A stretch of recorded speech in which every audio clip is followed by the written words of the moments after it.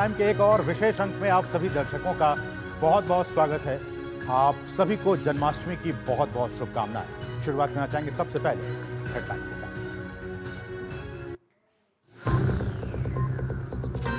कश्मीर चुनाव के लिए भाजपा की सूची जारी। पहले चरण में 15 उम्मीदवारों के नामों का किया गया ऐलान।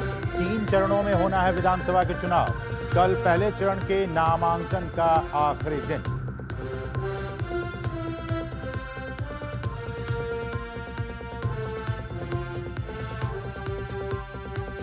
केंद्र शासित प्रदेश लद्दाख को बड़ी सौगात। केंद्रीय गृह मंत्रालय ने की 5 नए जिलों की स्थापना की घोषणा। जांस्कर, द्रास, शाम, नुब्रा और चांगथांग होंगे नए जिले। पीएम ने बताया बेहतर प्रशासन और समृद्धि की दिशा में कदम।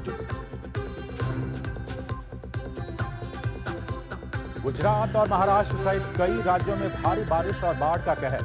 गुजरात के मुख्यमंत्री ने हालात का लिया जायजा। मोरबी में बही ट्रैक्टर ट्रॉली, 7 लोग लापता। देश भर में श्री कृष्ण जन्माष्टमी की धूम। कान्हा की भक्ति में सराबोर हुआ मथुरा वृंदावन। रात 12 बजे जन्म लेंगे लड्डू गोपाल। यूपी के सीएम योगी आदित्यनाथ ने श्री कृष्ण जन्मभूमि मंदिर में की पूजा अर्चना।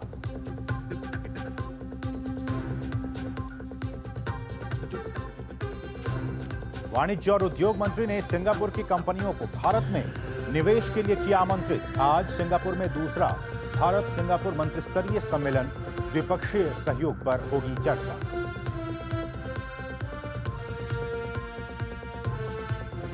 बलूचिस्तान में बड़ा हमला। बंदूकधारियों ने वाहनों से उतारकर 23 लोगों को गोलियों से भूना। आईडी चेक कर बनाया गया निशाना। बलूचिस्तान लिबरेशन आर्मी ने पाकिस्तानी सेना पर हमले का किया दावा।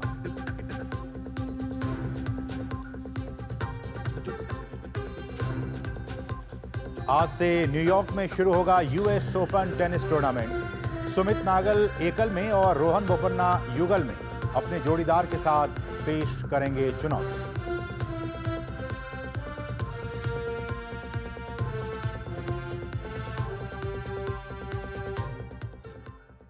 और सबसे पहले बात श्री कृष्ण जन्माष्टमी।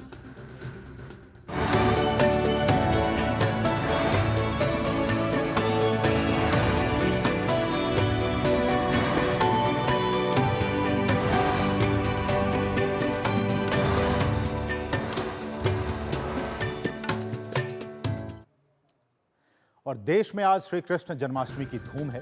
दुनिया भर में फैले भगवान श्री कृष्ण के अनुयायी सुबह से ही उनके जन्मोत्सव की तैयारियों में जुटे हुए हैं। भगवान श्री कृष्ण के जन्म स्थान उत्तर प्रदेश के मथुरा में अभूतपूर्व तैयारियां की गई। श्री कृष्ण जन्मभूमि पर महिला भक्तों ने नृत्य कर खुशी मनाई। आज तड़के श्री कृष्ण जन्मभूमि मंदिर के पर्दे खोले गए और सबसे पहले भगवान की आरती की गई। वहीं दिल्ली में भी श्री कृष्ण जन्माष्टमी की धूम है। श्री लक्ष्मी नारायण मंदिर में दर्शन के लिए भक्तों की भीड़ उमड़ पड़ी। ईस्ट ऑफ कैलाश के इस्कॉन टेम्पल में बड़ी तादाद में श्रद्धालु एकत्र हुए हैं। भगवान के दर्शन के लिए पर्दे खोल दिए गए हैं। साथ ही हीरों की नगरी पन्ना के जुगल किशोर मंदिर को रंग बिरंगी रोशनियों से सजाया गया है। उत्तर प्रदेश के नोएडा के इस्कॉन टेम्पल में लोग बांके बिहारी की पूजा कर रहे हैं। और मुंबई के चौपाटी स्थित इस्कॉन टेम्पल में भी भगवान श्री कृष्ण के दर्शन के लिए भक्तों की भीड़ उमड़ पड़ी है।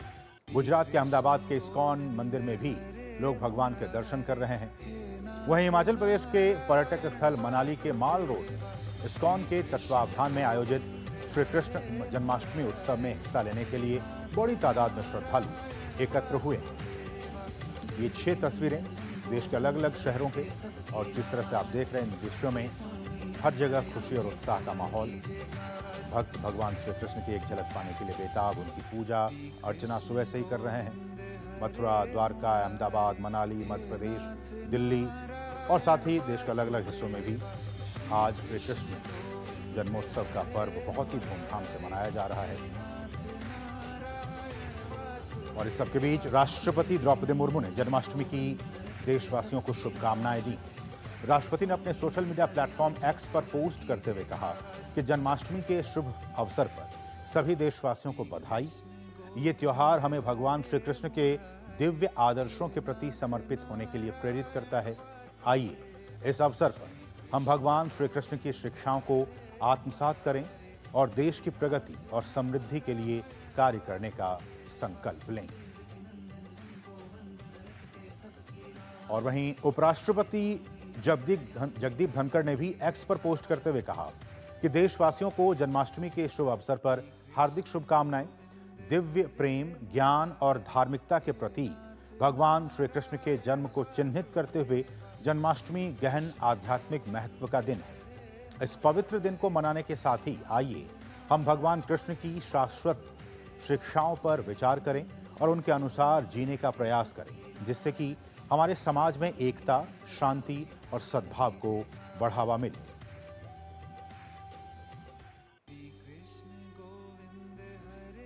तो राष्ट्रपति, उपराष्ट्रपति सभी ने देशवासियों को श्री कृष्ण जन्माष्टमी की शुभकामनाएं दी।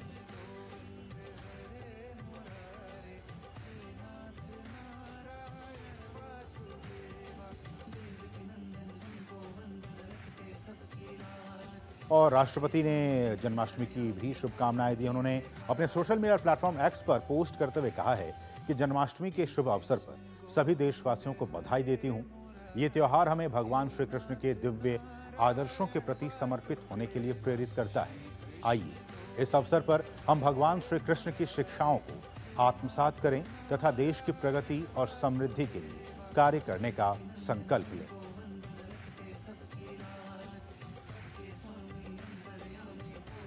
तो राष्ट्रपति ने भी सभी को शुभकामनाएं दी और प्रधानमंत्री नरेंद्र मोदी ने भी जन्माष्टमी में देशवासियों को शुभकामनाएं दी हैं। उन्होंने अपने सोशल मीडिया प्लेटफॉर्म एक्स पर पोस्ट करते हुए कहा कि आप सभी को जन्माष्टमी की अनंत शुभकामनाएं। जय श्री कृष्ण। तो आज पूरे देश में जन्माष्टमी की धूम, हर्ष और उल्लास का माहौल। और इस सबके बीच उत्तर प्रदेश के मुख्यमंत्री योगी आदित्यनाथ ने मथुरा दौरे के दौरान श्री कृष्ण जन्माष्टमी के अवसर पर श्री कृष्ण जन्मभूमि मंदिर में पूजा अर्चना की। इससे पहले योगी आदित्यनाथ ने दीनदयाल उपाध्याय पशु चिकित्सा विज्ञान विश्वविद्यालय एवं गौ अनुसंधान संस्थान में एक पेड़ मां के नाम अभियान के तहत पौधारोपण किया।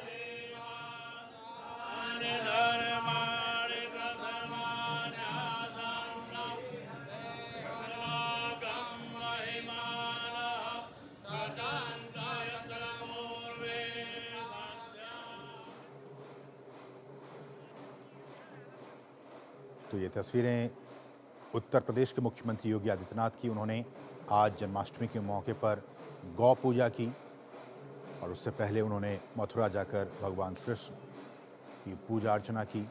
ये उस वक्त की तस्वीरें, बहुत ही महत्वपूर्ण तस्वीरें। आज पूरे देश में जन्माष्टमी की धूम।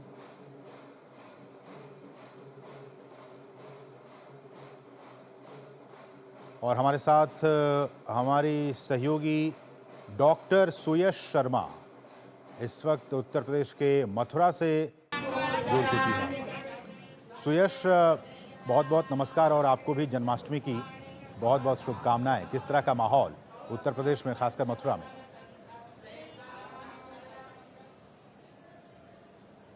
जी बहुत बहुत धन्यवाद। आपको भी हार्दिक शुभकामनाएं जन्माष्टमी की।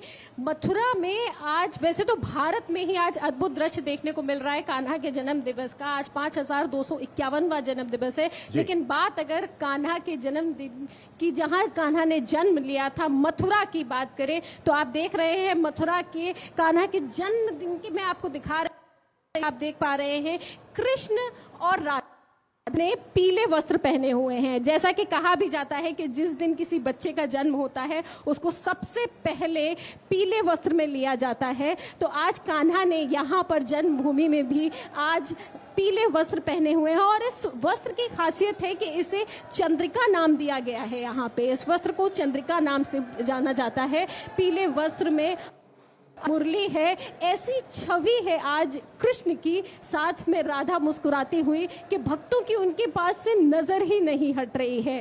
पूरे विश्व में आज कान्हा की जन्म दिवस की तैयारियां चल रही हैं और मथुरा में तो चाहे भक्ति रस कहिए, आस्था का रस कहिए, हर रस यहाँ पर अलग ही रूप में दिखाई दे रहा है।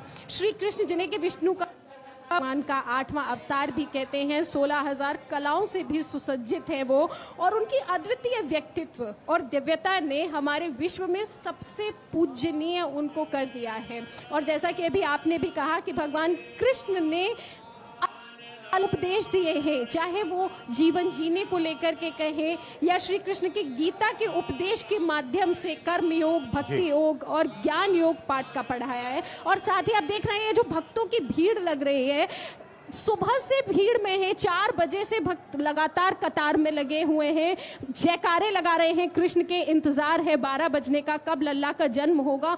चाहे जितनी देर में नंबर आए, इस बात की फिक्र करते हुए, हाथों को ऊपर उठाते हुए, जयकारा लगाते हुए बढ़ रहे हैं, मंदिर में आ रहे हैं, भवन में आते हुए अपने सारे कष्ट, दुख, परेशानियां कान्हा के चरण में उनको देते हुए, और इस विश्वास के साथ कि अब जब कान्हा का जन्म होगा तो एक बार फिर सबके आएगा। और कान्हा एक ऐसा स्वरूप है, हम कहें, आप देख रहे हैं, खुशी है, उल्लास है, जैसे किसी बच्चे के जन्मदिन की खुशियां मनाई जा रही हैं। और आज सबके मन में कान्हा का वो मनमोहक रूप, वो जो उन्होंने माखन चुराना, एक दूसरे के ऊपर चढ़ जाना। आप देखिए यहाँ भक्तों ने कंधे पे बिठा रखे हैं अपने बच्चे, छोटे छोटे बच्चे यहाँ पर उसी उल्लास और उसी जोश के साथ आ रहे हैं।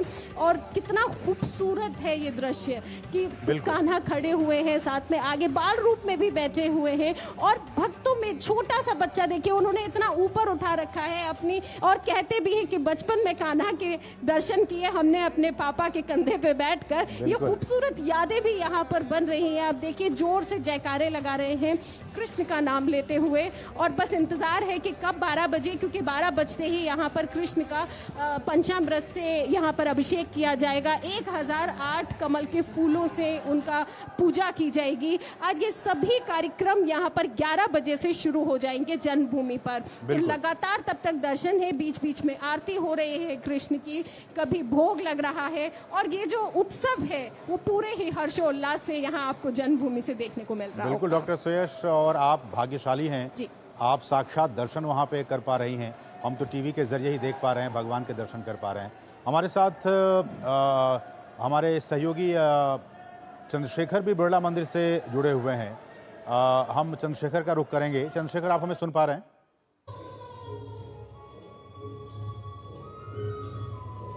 हम चंद्रशेखर के पास चलेंगे, लेकिन उससे पहले हम ये आपको तमाम दृश्य दिखा रहे हैं। देश के अलग अलग शहरों से जन्मभूमि मथुरा, द्वारका की बात हो, अहमदाबाद की बात हो, हिमाचल के मनाली की बात हो, मध्य प्रदेश के पन्ना की बात हो, या फिर राजधानी दिल्ली की बात हो, देश के अलग अलग शहरों में भव्य और दिव्य तरीके से भगवान श्री कृष्ण की पूजा और अर्चना की जा रही है। हर कोई उनके इस झलक पाने के लिए ललायत हैं। डॉक्टर सुयश शर्मा हमारे साथ जन्मभूमि मथुरा से ही जुड़ी हुई हैं। डॉक्टर सुयश, आपके पास मैं फिर आना चाहूँगा।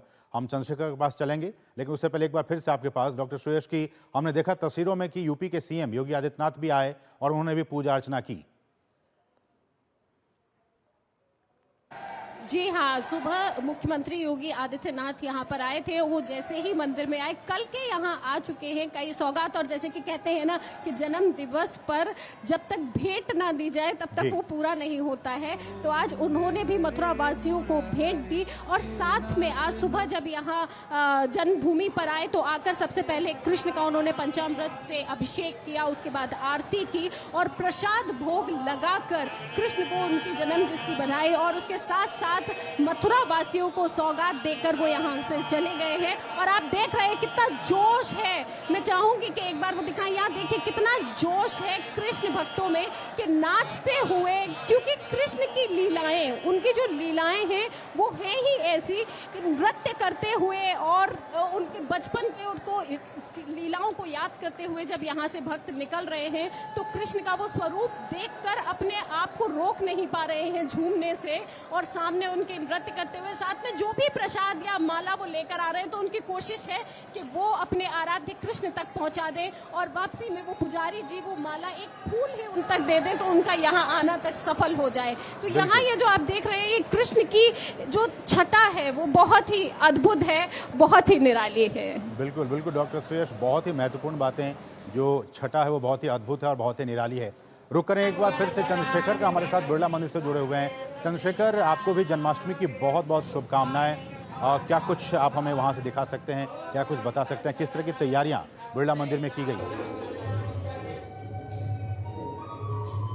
देखिए, बिरला मंदिर में बहुत ही अद्भुत तैयारियां की गई हैं और ये रात को 12 बजे तक जब कृष्ण जन्मोत्सव मनाया जाएगा तब तक रहेंगी, जब प्रकट उत्सव मनाया जाएगा उनका। लेकिन यहाँ पर फूल पत्तियों से उनको सजाया गया है और नाना प्रकार के जो लोग हैं वो नाना प्रकार की भेंट उनको लेकर के आ रहे हैं, चाहे वो पीताम्बर हो, क्योंकि कृष्ण को पीताम्बर बहुत प्रिय है, और साथ ही साथ वो बांसुरी लेकर के आते हैं, फूल लेकर के आ रहे हैं, मिष्ठान के द्वारा उनको प्रसन्न करने का प्रयास हो रहा है, साथ ही साथ अभिषेक भी वो लोग कर रहे हैं। और यहाँ पर कई कार्यक्रम भी अंदर चल रहे हैं, जिसमें कृष्ण की रासलीलाओं का भी दृश्य दृश्यांकन किया जा रहा है। साथ ही साथ किस प्रकार से कालिया नाग का उन्होंने मर्दन किया उसको भी दिखाया जा रहा है। यशोदा के साथ उनकी जो अठेलियाँ हैं और जो नटखटपन है उनका वो दिखाया जा रहा है। और काफ़ी संख्या में लोग हैं, साथ ही साथ विदेशों से भी जो लोग हैं वो भी यहाँ पे आए हुए हैं और वो भी हर्षोल्लास के साथ इस त्यौहार को यहाँ पर मना रहे हैं, देख रहे हैं। कृष्ण के जीवन के जो दर्शन हैं उसको भी जानने का प्रयास यहाँ पर कर रहे हैं, क्योंकि जो दर्शन गीता के रूप में श्री कृष्ण ने दिया था वो दर्शन जो है वो न सिर्फ सनातन धर्मियों के लिए बल्कि पूरे विश्व में जिस प्रकार से तनाव का वातावरण है उसमें एक मार्गदर्शक का रूप किस प्रकार से कृष्ण की जो वचन है, जो उनका मार्गदर्शन है वो दे सकता है, उसको भी देखने का लोग जानने का प्रयास कर रहे हैं। बड़ी रुचि के साथ वो लोग तमाम जो है जो गीतों के जरिए जो भी छायांकन किया जा रहा है उसको देख रहे हैं। तो ये तमाम चीज़ें जो हैं यहाँ पर की जा रही हैं असीम, और यहाँ पर कई सारी जो झांकियाँ भी हैं वो बनाई गई हैं कि किस प्रकार से कृष्ण का जन्म हुआ और किस प्रकार से उन्होंने गीता का संदेश दिया। वहाँ से लेकर के वहाँ तक का पूरा जीवन परिचय जो है वो भी झांकियों के माध्यम से यहाँ पर दिखाया जा रहा है। एक सवाल चंद्रशेखर, मैं आपसे ये भी पूछना चाहूँगा कि आज हम इस पर्व को मना रहे हैं, जिस तरह से उपराष्ट्रपति और प्रधानमंत्री, राष्ट्रपति ने सभी ने शुभकामनाएं दी हैं और अपने संदेश में उन्होंने कुछ ऐसी बातें कही हैं जिसको कि लेकर समाज पे और समाज के लोगों को एक बार फिर से उस पर सोचने की ज़रूरत है। आज 21वीं सदी में साल 2024 में जो परिस्थितियाँ बदलती जा रही हैं, ऐसे में जो भगवान श्री कृष्ण के संदेश थे कितने प्रासंगिक आज इसको आप मानते हैं?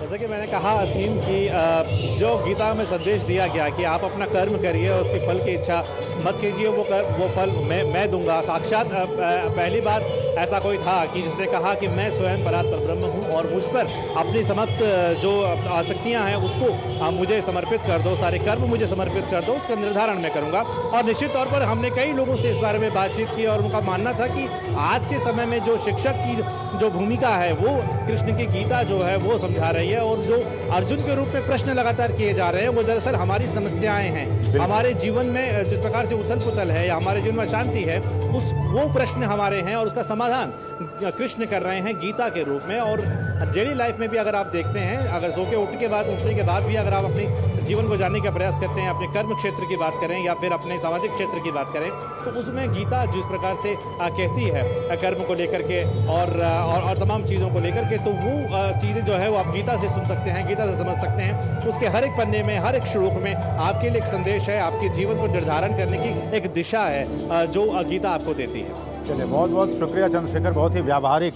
जवाब आपने इस सवाल का दिया। बहुत बहुत शुक्रिया आपका, और डॉक्टर सुयश आपका भी, आप दोनों ही सहयोगियों का बहुत बहुत शुक्रिया इन तमाम ताज़ा अपडेट्स को हम तक पहुंचाने के लिए। बहुत बहुत शुक्रिया। बढ़ेंगे आगे और अब दूसरी खबरों पर चलेंगे। भाजपा ने जम्मू कश्मीर विधानसभा चुनाव के लिए अपने 15 प्रत्याशियों के नामों की घोषणा कर दी है।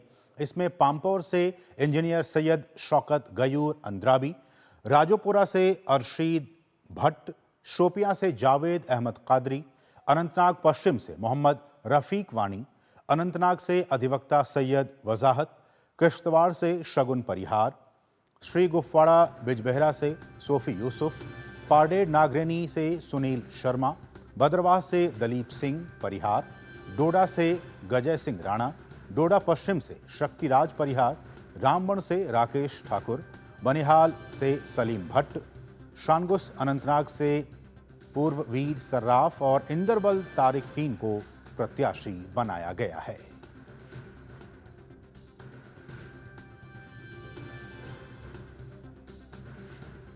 तो पहले चरण के 15 उम्मीदवारों के नामों की घोषणा बीजेपी की तरफ से कर दी गई है। हम जानते हैं कि अब से कुछ ही दिनों के बाद जम्मू कश्मीर में विधानसभा के चुनाव होने हैं। कुल 90 सीटें हैं और 90 में से पहले चरण के 15 उम्मीदवारों के नामों की घोषणा अब से कुछ देर पहले बीजेपी ने कर दी है। हमारे साथ हमारे सहयोगी विनोद मिश्र इस वक्त जुड़ चुके हैं। विनोद जी, आपका स्वागत इस कार्यक्रम में। और इन 15 नामों को लेकर आपको क्या लग रहा है कि किस तरह की चीज़ें, किस तरह की रणनीति बीजेपी के अंदर, जिसके बाद इस लिस्ट को जारी किया गया? असीम, जैसे आप बता रहे थे, ये फर्स्ट फेज के लिए है। ये 15 का जो फर्स्ट फेज में 15 सीटों के लिए चुनाव होने हैं, उसमें बीजेपी ने आज अपनी पहली लिस्ट जारी की है।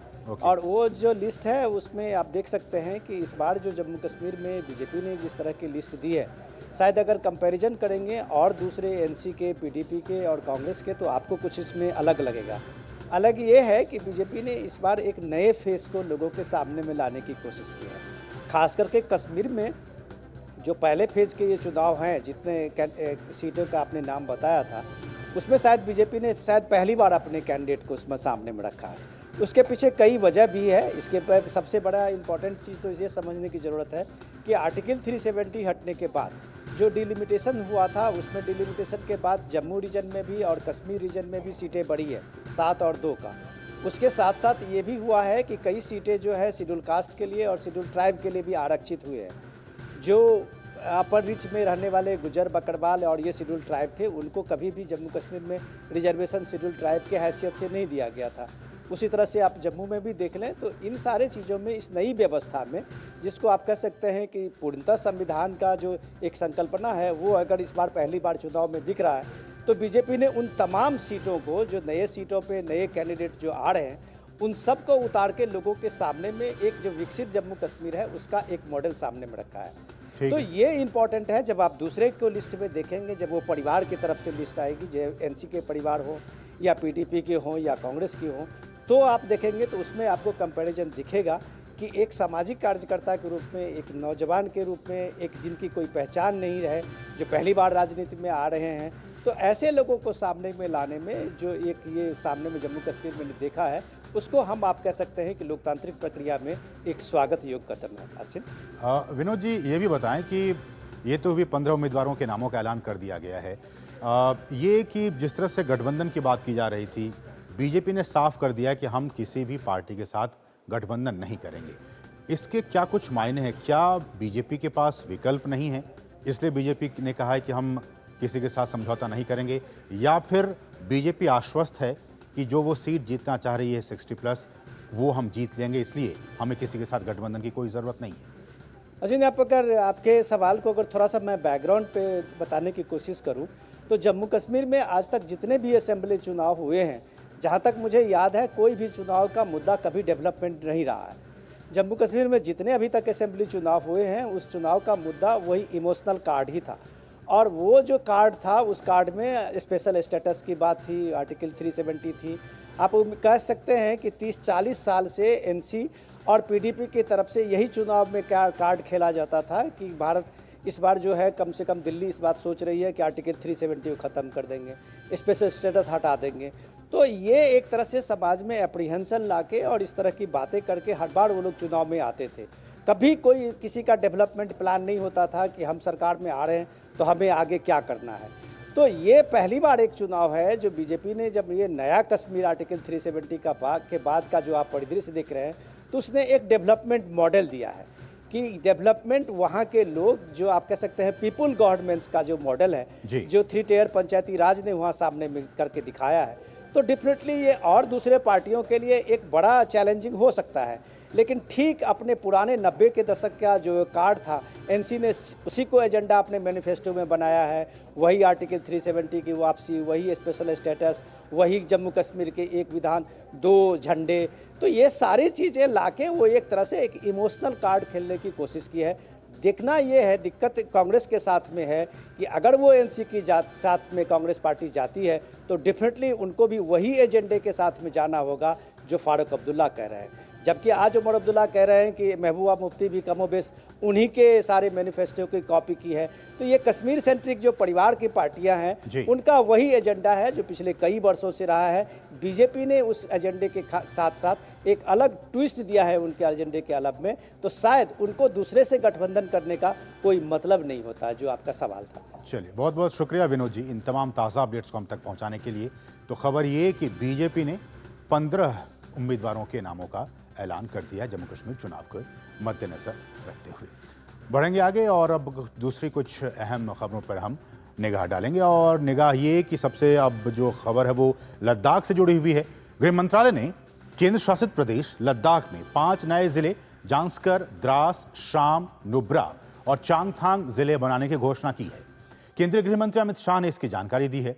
अमित शाह ने एक्स पर लिखा कि प्रधानमंत्री नरेंद्र मोदी के एक विकसित और समृद्ध लद्दाख बनाने के दृष्टिकोण के तहत गृह मंत्रालय ने केंद्र शासित प्रदेश में 5 नए जिले बनाने का फैसला लिया है। नए जिले जांस्कर, द्रास, शाम, नुब्रा और चांगथांग हर कोने में शासन को मजबूत करके लोगों को मिलने वाले लाभों को उनके दरवाजे तक ले जाएंगे।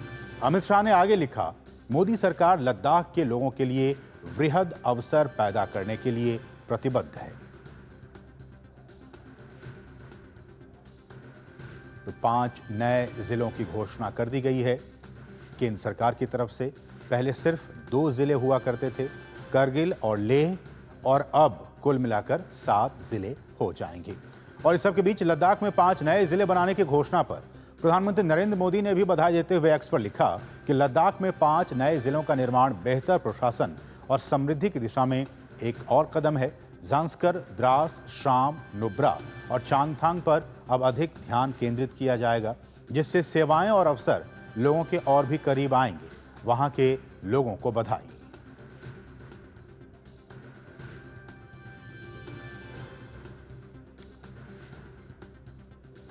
तो इस बहुत ही महत्वपूर्ण डेवलपमेंट पर हमारे साथ बातचीत करने के लिए बहुत ही खास मेहमान वरिष्ठ पत्रकार प्रफुल्ल केतकर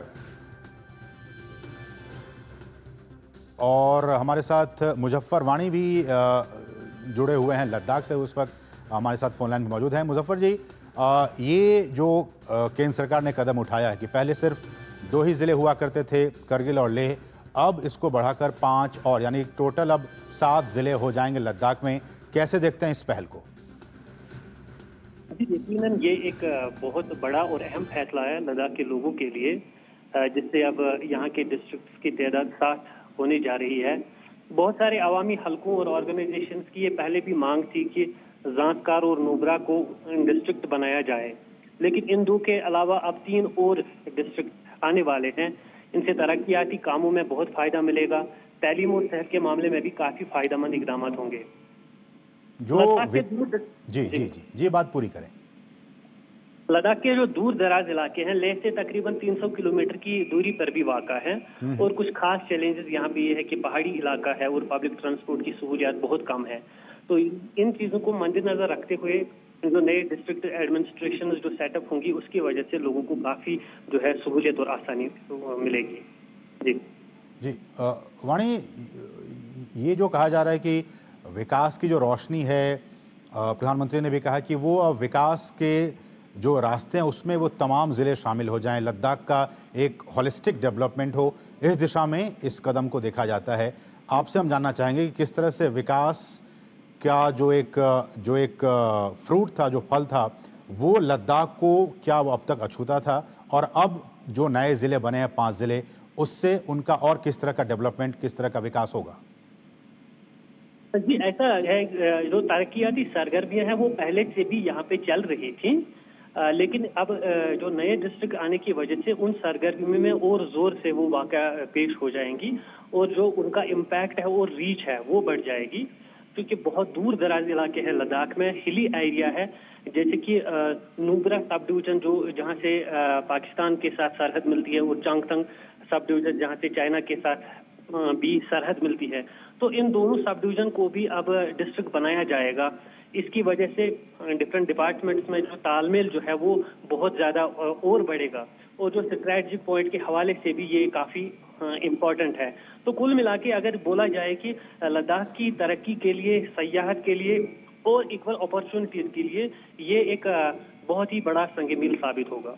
ठीक है, बने रहे हमारे साथ वरिष्ठ पत्रकार प्रफुल्ल केतकर जी भी बने हुए हैं। प्रफुल्ल सर, ये जो एक कदम केंद्र सरकार ने उठाया है, कितना महत्वपूर्ण इसे आप मानते हैं? आपकी पहली प्रतिक्रिया। देखिए, अभी जब भी जम्मू कश्मीर की बात होती है, 370-35 के बाद के डेवलपमेंट्स की बात होती है, तो बहुत बार एक मानसिकता बन गई है, केवल अभी से नहीं, बहुत पहले से, कि हमारी सारी चर्चा कश्मीर केंद्रित रहती है और कश्मीर वैली केंद्रित रहती है। हम ये भूल जाते हैं कि जम्मू कश्मीर जो पुराना स्टेट था महाराजा हरि सिंह का, उसका एक बहुत बड़ा हिस्सा ये मूलतः लद्दाख और गिलगित बाल्टिस्तान का हिस्सा था। आज भी जमीनी यदि हम भूभाग के रूप में देखें तो पाक व्याप्त जो जम्मू कश्मीर है उसका एक बड़ा हिस्सा लद्दाख का हिस्सा है। बिल्कुल। हम कहते हुए भी पाक व्याप्त हिस्से को पीओके कहते हैं, लेकिन वो POJKL है, क्योंकि जम्मू का भी हिस्सा है, कश्मीर का भी हिस्सा और लद्दाख का तो बहुत बड़ा हिस्सा है। और ऐसे में मुझे लगता है कि ये जो डिसीजन हुआ है कि 2 डिस्ट्रिक्ट से अभी 7 डिस्ट्रिक्ट हो जाएंगे, तो स्ट्रेटेजिकली लद्दाख एक बहुत महत्वपूर्ण हिस्सा है, क्योंकि एक तरफ गिलगित बाल्टिस्तान, ज़ंस्कार वैली, द्रास का हिस्सा जो करगिल से जुड़ा हुआ, नुब्रा वैली जो चाइना से सटती हुई, ये अपने आप में अलग अलग स्ट्रेटेजिक लोकेशंस है। अब कोई भी स्थान पर जब जिले में परिवर्तित होता है तो वो जिला केंद्र बनता है, वहां की एडमिनिस्ट्रेटिव मशीनरी बनती है, वहां के अलग फंड्स एलोकेट होते हैं। तो जो फोकस्ड डेवलपमेंट है उसका मूल अब लेह या कारगिल जो 2 चुनाव क्षेत्र बने हुए थे, उनमें जो लद्दाख को सोचने की जो मानसिकता थी उससे हम बाहर निकलेंगे। लद्दाख का जो ये वैविध्य है, लद्दाख ज़ंस्कार वैली में भी लद्दाख है, नुब्रा वैली में भी लद्दाख है, द्रास के और शाम के पहाड़ियों में भी लद्दाख है।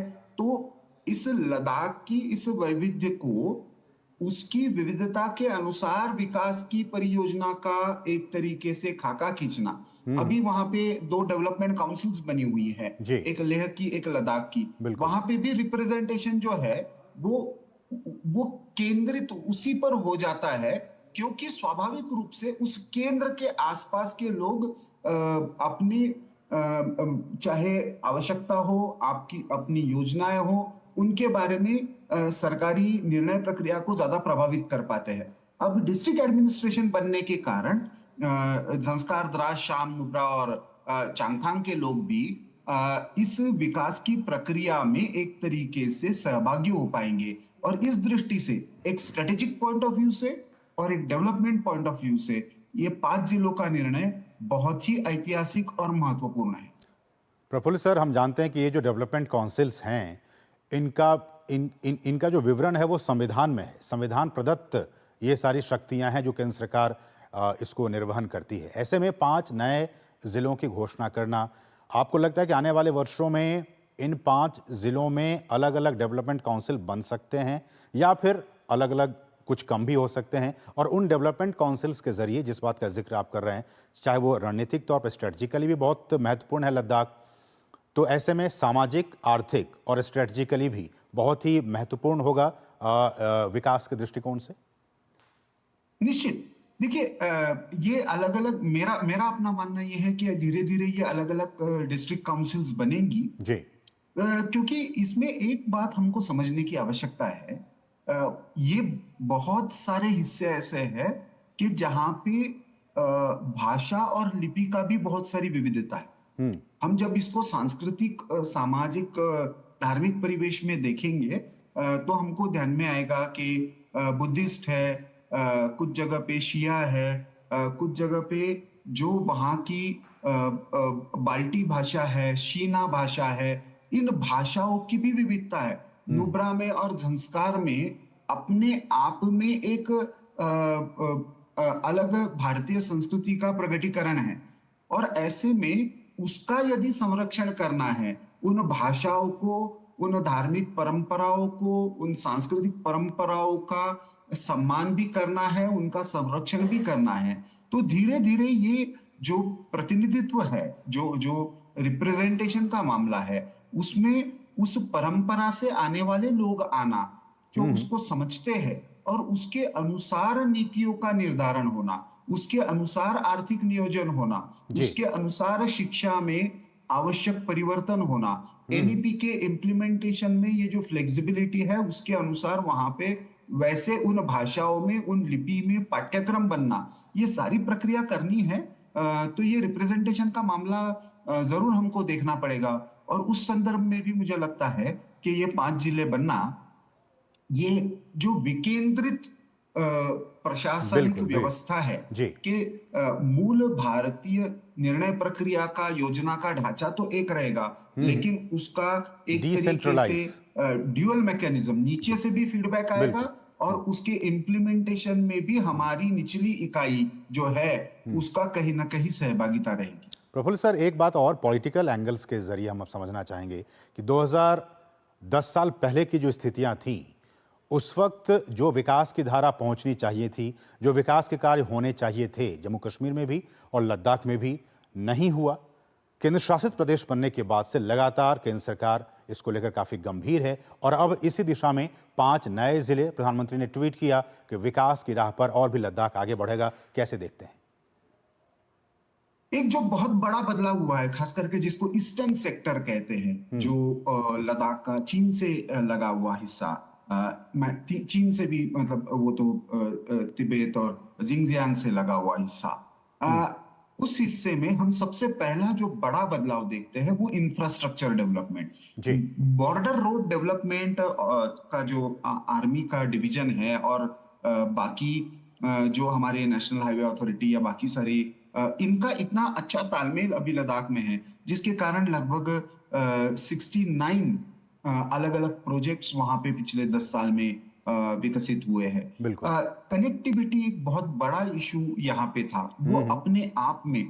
अब उसके कारण क्या हुआ है कि टूरिज्म भी बढ़ा है, उसके कारण उन लोगों का जो भारत के अन्य भूभाग के साथ जो जुड़ाव था, जो हमारा विविध चाहे वस्तुओं का हो, चाहे वो लोगों का हो, इवन आर्म फोर्सेस से आवश्यकता के अनुसार जो चीजें हो, उनकी मूवमेंट बहुत स्मूथ हुई है। और इस कारण से हम ये जो पूरी विकास की एक तरफ वहां की लोकल सेंसिटिविटीज को भी, उनकी आवश्यकताओं को भी ध्यान में रखना और दूसरी तरफ राष्ट्र की आवश्यकता के अनुसार एक विकास का जो बड़ा मॉडल है उसमें भी उसको समाहित करना, ये दोहरी प्रक्रिया पिछले 10 साल में हुई है।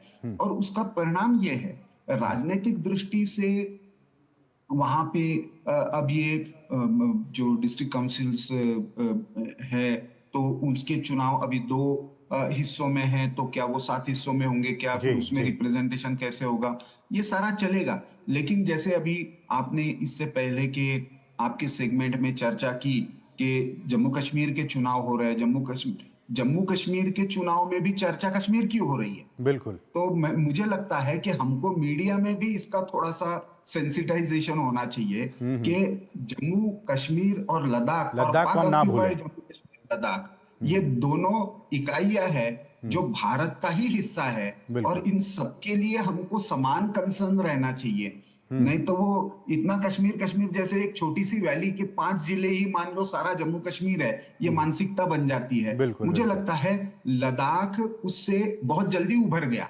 370 और 35 से हटने के बाद अब जंस्कार नुब्रा जैसी वैलीज के लिए डिस्ट्रिक्ट लेवल की इकाई बनना, ये इस प्रक्रिया को और मजबूत करेगा, क्योंकि विकास जितना विकेंद्रित होता है उतना वो केंद्र से वहां के जनमानस और भी अच्छी तरीके से जुड़ता है। और ये बिल्कुल आपने सही कहा प्रफुल्ल जी की जो सबका एक फोकस होता था, पॉलिटिकली फोकस, वो जम्मू और खासकर उससे भी ज़्यादा कश्मीर पर, लेकिन अब कम से कम इस घोषणा के बाद से अब लोगों के जो नज़रिया है वो भी बदला है और जो शिफ्ट है वो भी लद्दाख की तरफ हुआ। हमारे साथ हमारे सहयोगी मुजफ्फर वानी भी जुड़े हुए हैं लद्दाख से। आखिरी सवाल मुजफ्फर साहब आपसे कि एक लॉन्ग स्टैंडिंग डिमांड्स थे लोगों के वहाँ पे कि जो विकास है उसको और भी गति दी जाए, इसलिए अलग अलग ज़िले बना दिए जाएं।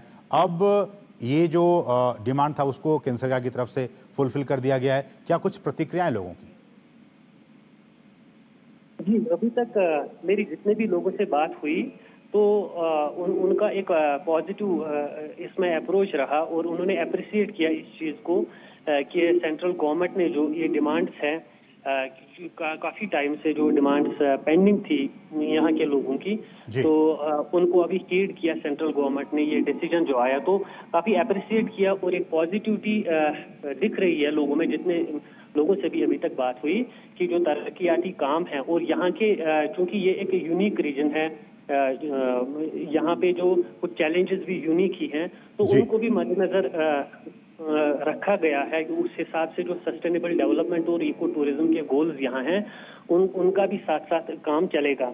जैसे कि यहाँ पे अभी एक पहला जियोथर्मल यूनिट जो है, जियोथर्मल एनर्जी को भी हार्नेस किया जाएगा लद्दाख में और सोलर एनर्जी के भी प्रोजेक्ट्स है। तो कुल मिला के जो ओवरऑल डेवलपमेंट में जितने भी सारे पैरामीटर्स हैं, ये नए जो डिस्ट्रिक्ट आएंगे तो उनमें काफी फायदा मिलेगा और जो दूर दराज लोग रह रहे हैं उनके डोर स्टेप्स तक जो सहूलियतें हैं और बाकी सर्विसेज हैं पहुंच जाएंगी, जिनसे उनकी लाइफ जो है आसान हो जाएगी। चलिए बहुत बहुत शुक्रिया मुजफ्फर वानी आपका इन तमाम ताज़ा अपडेट्स हम तक पहुंचाने के लिए, और प्रफुल्ल सर आपका भी हमारे साथ जुड़ने के लिए और इस विषय पर बातचीत करने के लिए आप दोनों ही का बहुत बहुत शुक्रिया। बढ़ेंगे आगे और कहेंगे एक बहुत ही छोटे से ब्रेक के लिए। आप देखते रहिए डीडी न्यूज़। बात जब पीढ़ियों के लिए बनने वाले घर की हो तो जिम्मेदारी बड़ी हो जाती है। गैलेंट समझता है ये जिम्मेदारी। अब डबल एम रिब्स के साथ गैलेंट एडवांस TMT रीबार निर्माण का रियल हीरो। सुरक्षा की गारंटी हर चीज में जरूरी है, चाहे वो मुश्किल स्टंट हो या अच्छी फसल। इसलिए ले आइए IIL के ट्रैक्टर ब्रांड का शिनबार, जो देता है सुंडी और ट्रिप से सुरक्षा की गारंटी।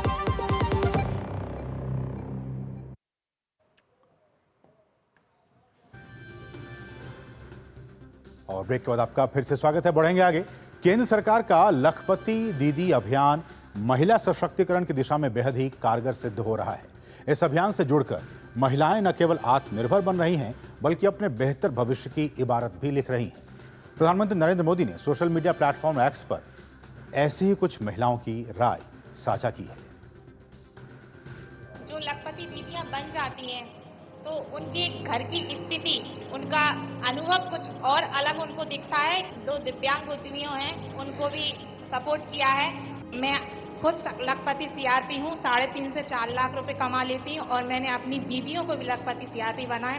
मैंने 207 महिला को अभी लखपति बनाया है। मैं साल भर में 8 लाख रुपया कमा लेती हूँ। मेरे सखी मंडल का नाम है अत्युत्तम सखी मंडल, जिसमें हम लोग handmade and homemade beauty product बनाते हैं, जो सारी घर की चीजों से बनती है। सरस मेला है, वाइब्रेंट गुजरात है, मानसून फेस्टिवल है, उन सब में हम लोगों को इतना अच्छा प्लेटफॉर्म दिया, जिससे हमारे प्रोडक्ट की पॉपुलैरिटी बहुत बढ़ गई है। एक ही साल में हम लोगों ने करीब 30 लाख से भी ऊपर का टर्नओवर कर लिया। मैं आपको बहुत बहुत धन्यवाद करती हूँ, जो महिला लोग के लिए सशक्तिकरण कार्यक्रम चला और हम लोग को जो रोजगार मिला सर, उसमें अहम भूमिका आप ही कहा। हम लोग तो सिर्फ माध्यम जाने के लिए ये हैं, सारा चीज तो रास्ता तो बनाया आपका है। 2017 से मैं एज ए बैंक सखी काम किया। अभी मैं सर 4.5 से 5 लाख तक कमाती हूँ। ग्रामीण महिलाएं जिनको बैंक जाने में दिक्कत आती है, घर में उनको प्रॉब्लम्स होते हैं, उनके घर घर जाके मैं उनका खाता खुलवाती हूँ। जो 2023 में इंटरनेशनल मिलेट्स ईयर चला था, तो हमने मिलेट्स का ट्रेनिंग लिए सर। मिलेट्स का ट्रेनिंग लेके कलेक्ट्रेट के पास ही जिला पंचायत है, वहाँ हमको बिल्डिंग मिली मिलेट्स कैफे चलाने का। तो हम लोग 38 दीदियाँ वहाँ काम करती हैं और मेरी वहाँ सैलरी 30,000 है। मेरे समूह का नाम जय माता दी है और मैं समूह में और गांव पातरी से पशु सखी का काम करती हूँ और मैं 500 फार्मर के साथ काम करती हूँ। तो मेरा काम है जो SSG दीदी लोग है, वो लोग को मैं लोन देता है और वो लोग को आगे बढ़ने में हेल्प करता है। लगभग 1,50,000 साल में कमा लेते हैं। 1.5 लाख से। जी सर। हम मोमेडियन है सर, तो हमारे समाज में बाहर निकलने का हमको इजाज़त नहीं थी सर। मेरे घर की हालात बहुत नाजुक थे सर, और समूह में जुड़ने के बाद मुझे पशु सखी का गांव पाचड़ी पर काम मिला और आज मैं खुद लखपति दीदी हूँ। मेरा तो SSC प्रमोशन में 3,000 जितना हो गया। अभी जब हम ये अभियान में नहीं थे तो हमको कुछ महत्व नहीं था। जब हम ये अभियान में आए तो हमारा मान बढ़ गया, कृषि के डॉक्टर बन गए और कृषि सखी का ट्रेनिंग मिल गया तो 470 लखपति दीदी बनाए हमने। मैं जम्मू कश्मीर के डिस्ट्रिक्ट कुपवारा से हूँ। मेरा डेयरी फार्म का बिजनेस है और अभी मेरी साल की इनकम 1,20,000 है। मैं खुद भी एक लखपति हूँ। बढ़ेंगे आगे। खबर तेलंगाना से है। तेलंगाना में पत्रकारों पर लगातार हो रहे हमले को लेकर आज दिल्ली में कांग्रेस की वरिष्ठ नेता सोनिया गांधी के आवास के बाहर और जंतर मंतर पर तेलंगाना के पत्रकारों ने प्रदर्शन किया। पत्रकारों ने प्रदर्शन के दौरान कहा कि राहुल गांधी ने चुनाव से पहले तेलंगाना में मोहब्बत की दुकान खोलने की बात कही थी, लेकिन चुनाव जीतने के बाद उन्होंने मर्डर की दुकान खोल दी। तेलंगाना में सीएम के गांव में भी पत्रकारों को निशाना बनाया गया। 2 दिन पहले 22 को तेलंगाना का सीएम का गांव में एक क्रॉप लोन वेयर का न्यूज़ कवर करने को 2 वुमेन जर्नलिस्ट गए तो उसके ऊपर भी माल स्टेशन हुआ। वहाँ पे कवर करने को हमें गए तो पूरा कौन कौन न्यूज़ जर्नलिस्ट वहाँ गए उसको भगाए, वो कार पे भगाए, चेजिंग करे। हमें जान बचाने के लिए जाके पुलिस स्टेशन में घुसना पड़ा। वो पुलिस स्टेशन पे भी आके हमको मारने को देखा। डेंजर में है तेलंगाना में जर्नलिज्म। ऐसा रोज़ रोज़ अटैक्स होते रहा है। इसी वजह से हम दिल्ली तक आना पड़ा, राहुल गांधी तक आना पड़ा, क्योंकि राहुल गांधी ने इलेक्शन से पहले बोला था मैं देश में और तेलंगाना में मोहब्बत का दुकान खोलूँगा, मगर अब तेलंगाना में मोहब्बत का नहीं, क्या बोलते वो मर्डर का दुकान खुल गया। मर्डर का दुकान खुल गया, पूरा गुंडाराज निकल गया। प्लीज़ तेलंगाना में डेमोक्रेसी को सेव करो, जर्नलिज्म को सेव करो, फ्रीडम ऑफ प्रेस को भी सेव करो। बढ़ेंगे आगे। बहुजन समाज पार्टी के प्रमुख मायावती ने कल लखनऊ में पार्टी का राष्ट्रीय अधिवेशन बुलाया है। उससे पहले वो समाजवादी पार्टी और कांग्रेस पर लगातार हमलावर हैं। आज उन्होंने एक्स पर कहा कि सपा की ओर से 2 जून 1995 में बीएसपी द्वारा समर्थन वापसी पर मुझ पर जानलेवा हमला कराया गया था, तब कांग्रेस ने क्यों कुछ नहीं कहा, जबकि उस दौरान केंद्र में रही कांग्रेसी सरकार ने भी समय से अपना दायित्व नहीं निभाया था। मायावती ने लिखा कि कांशीराम जी को अपनी बीमारी की गंभीर हालत में भी हॉस्पिटल छोड़कर रात को आना पड़ा था। विपक्ष ने भी उस समय संसद को घेरा, तब जाकर कांग्रेसी सरकार हरकत में आई थी। मायावती ने उस समय न्याय के लिए आवाज उठाने के लिए भाजपा की सराहना की। मायावती ने कांग्रेस को पिछड़ा और दलित विरोधी बताया और कहा कि राहुल गांधी की ओर से जातीय जनगणना की मांग किया जाना एक छलावा है। कांग्रेस SC/ST आरक्षण, वर्गीकरण और क्रीमी लेयर को लेकर अभी भी चुप्पी साधे हुए है, वो जवाब दे।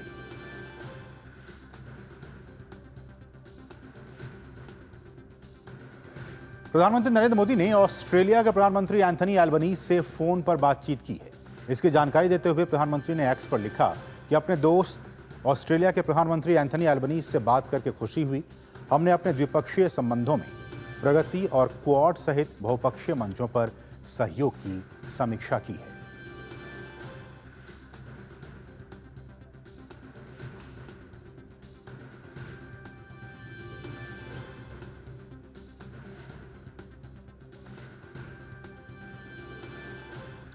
और अब खबर पाकिस्तान के बलूचिस्तान से है। बलूचिस्तान के मूसा खेल में वाहनों से उतारकर 23 लोगों को गोलियों से भून दिया गया।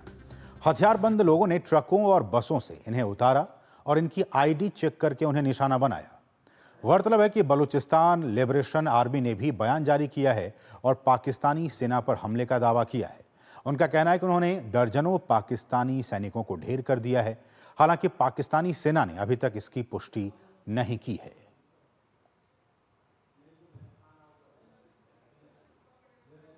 हमारे साथ हमारे सहयोगी अमृतपाल सिंह इस वक्त जुड़े हुए हैं।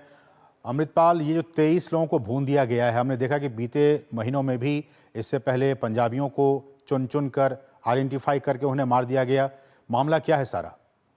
देखिए, आप ठीक कह रहे हैं कि बेसिकली बलूचिस्तान में क्या है कि एक तो जो वहां पर स्ट्रगल चल रही है उसका एक एथनिक एंगल है, एक सेक्टेरियन एंगल है और दूसरा एक सेपरेटिस्ट एंगल है। पाकिस्तान, ये बलूचिस्तान लिबरेशन आर्मी और जो तंजीमें वहाँ दहशतगर्द तंजीमें वहाँ ऑपरेट करती हैं, उनको एक वो सेपरेटिस्ट तंजीमें हैं, वो आज़ादी चाहती हैं पाकिस्तान से और पाकिस्तान आर्मी को एक ऑक्यूपायर फोर्स देखती हैं और उन पर लगातार अटैक्स होते हैं। ये आज का नहीं है, पहले भी अटैक्स हुए हैं। बलूचिस्तान लिबरेशन आर्मी ने क्लेम किया है कि हमने उनके कैंप्स पर, बेला कैंप पर अटैक किया, वहाँ हमने पाकिस्तान फौज के लोगों को और सिक्योरिटी फोर्सेस इंक्लूडिंग पुलिस को मौत के घाट उतारा। अब ये जो वाकया है जो मूसाखेल में गुजरा है, ये वाकया ये है कि ये हाईवे है जो बालूचिस्तान को पंजाब से कनेक्ट करता है। बालूच लिबरेशन आर्मी पिछले कुछ दिनों से ये कह रही थी कि लोग हाईवेज पे ना चलें क्योंकि वो सिक्योरिटी फोर्सेस पे अटैक कर रहे हैं। कहना इनका ये है बलूचिस्तान आर्मी का कि ये सिविलियन, ये फौजी थे पाकिस्तान आर्मी के, और ये सिविलियन क्लोथ्स में जा रहे थे और उनको उन्होंने अटैक किया है।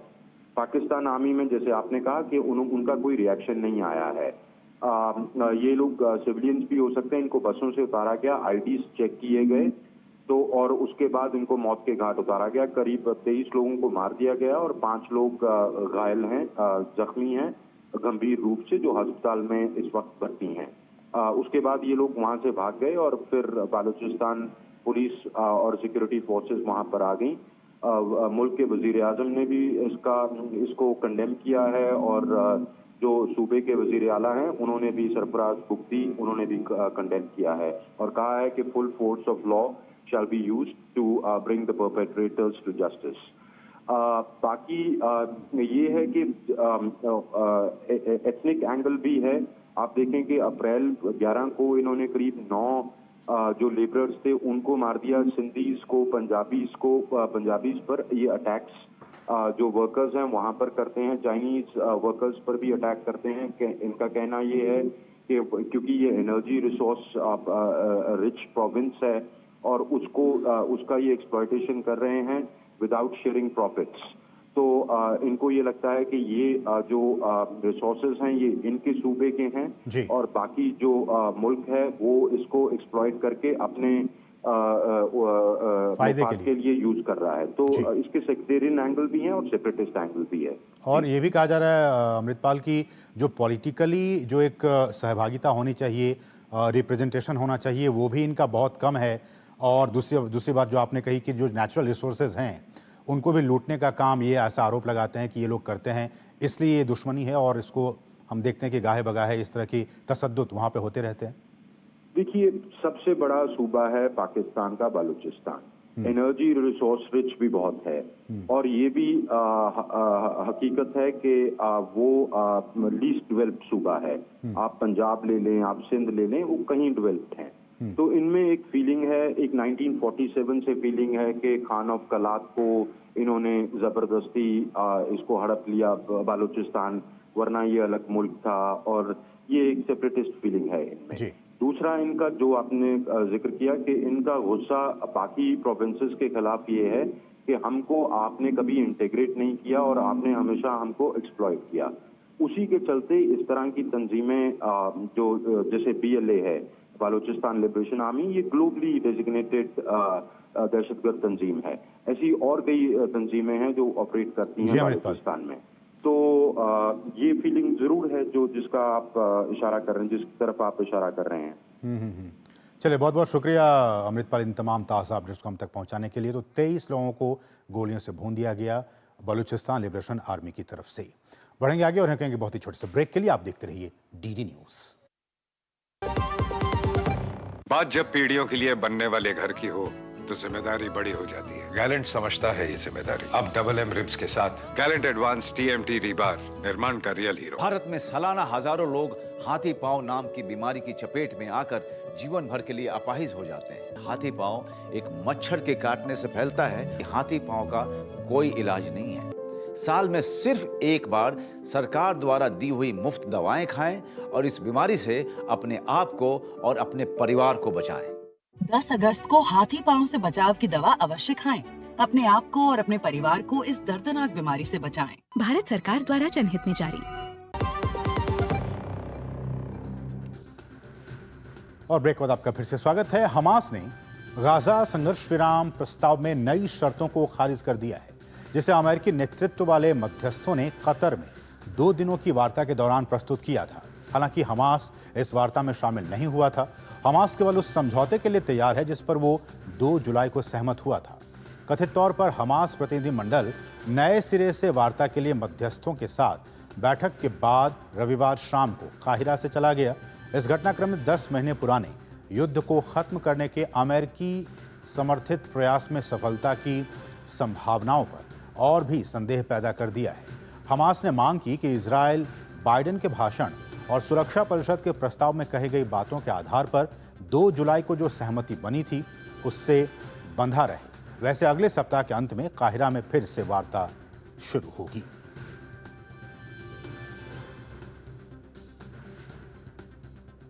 तो इस खबर के साथ ही मिड डे प्राइम के आज के अंक में बस इतना ही। मुझे और हमारी पूरी टीम को दीजिए अनुमति। नमस्कार।